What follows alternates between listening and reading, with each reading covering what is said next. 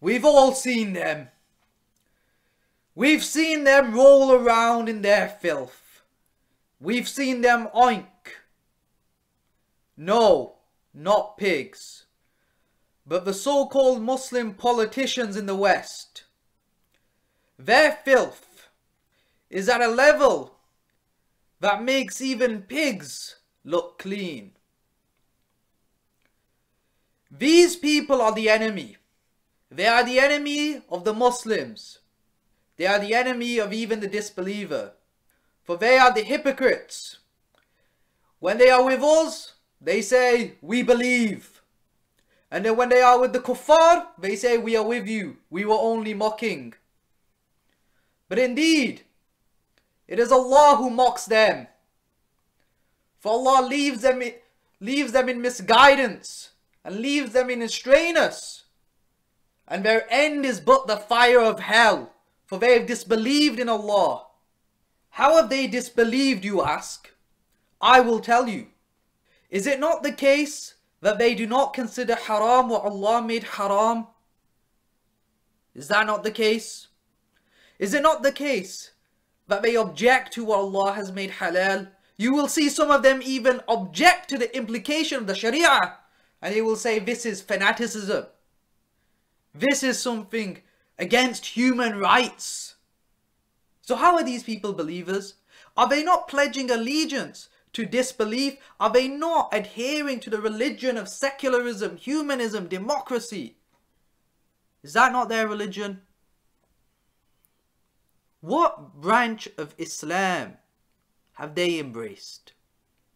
Not even the branches of Islam you can see on them, except that they might have a Muslim sounding name. And how is that even a proof of their faith? I will tell you about their trickery as well. They will come to the Muslim and they will say to him, I am here to serve you. You need me in office so that I can serve your interests, because the non-Muslims, they don't understand your needs. They don't understand your trauma or whatever nonsense. They don't get it. You need me. Vote for me. A vote for me is a vote for Islam. And if you don't vote for me, you're not a real Muslim. As if voting in secular elections was some kind of sign of faith. How disgraceful. How disgusting. Filth, I tell you. They are filth. But this is what they will tell you. And then after they've told you that, and perhaps they get what they wanted, they get a seat in Parliament, or they're elected to Congress, maybe the Senate, or some local council, whatever. Once they're in that position, they go back on what they said. They don't represent you. They don't represent the Muslims. They represent themselves. You see them dancing, some of them, with LGBTQ whatever. You see some of them enacting laws against the Sharia. You see some of them just claiming to be victims. I don't know what of. They claim, oh, everyone's an Islamophobe, but you yourself don't adhere to Islam, because if you did, you wouldn't even be in that position where you're an elected politician. Of course not. What kind of oxymoron is this? So this is these people. They are filth. They're liars, deceitful, evil, a disgrace. And you know who enables them? You. It is your fault. You elect them. You waste your lives voting for them. Why are you even voting in the first place? But nonetheless, you've decided to be an idiot and vote because in your mind, somehow, this is going to bring about some... I don't know what you're thinking, because I don't think you understand constitutional democracies if you think that by voting for people you're going to get an Islamic state somehow, or that if you don't vote for them they're going to round you up and put you in concentration camps. There's steps to getting to there. You got to get rid of the constitution first. Obviously in the UK it's a bit easier because there's no written constitution, but you get what I'm saying. Voting for these people does you nothing.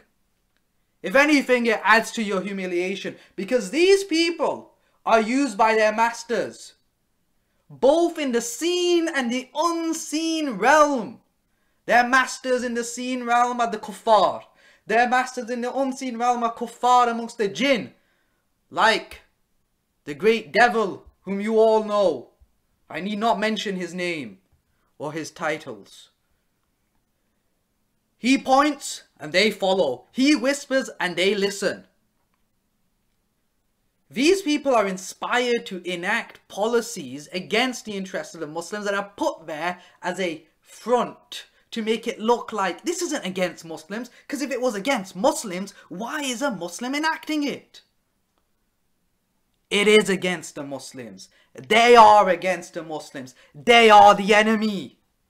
When you see a Muslim stand for office, then know he has forsaken his religion.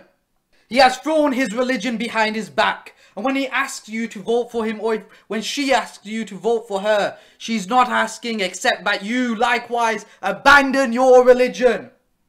Will you do it? Many of you have.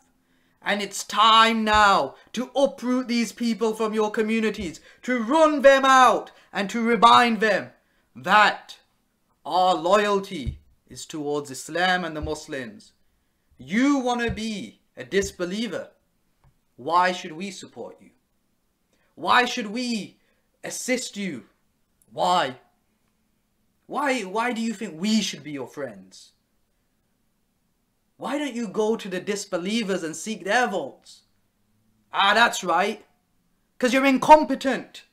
You have no claim to the office except through the Muslim vote, except through the minority vote, except through identity politics. You are not only corrupt, not only deceitful, not only a liar, not only an enemy of Islam, not only an enemy of the Lord himself, but you are also incompetent.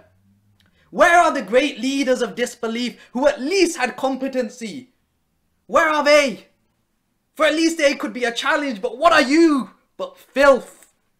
Ah, it's so disgusting that I even have to think about you.